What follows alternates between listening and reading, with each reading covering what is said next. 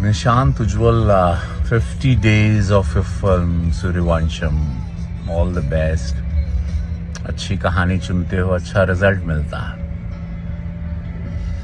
उम्मीद है कि जैसे कब होई गौना हमारी पहली भोजपुरी फिल्म ने राष्ट्रीय पुरस्कार नेशनल अवार्ड लिया था, आपके बैनर तले या भोजपुरी सिनेमा के किसी भी बैनर तले जल्द कोई नेशनल अवार्ड भी आए, उस दिशा में भी काम किया जाए।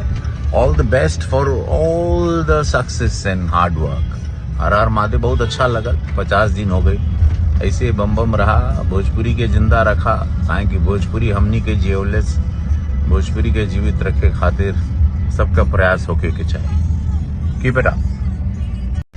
उम्मीद है कि जैसे कब होई गौना हमारी पहली भोजपुरी फिल्म ने राष्ट्रीय पुरस्कार नेशनल अवार्ड लिया था, आपके बैनर तले या भोजपुरी सिनेमा के किसी भी बैनर तले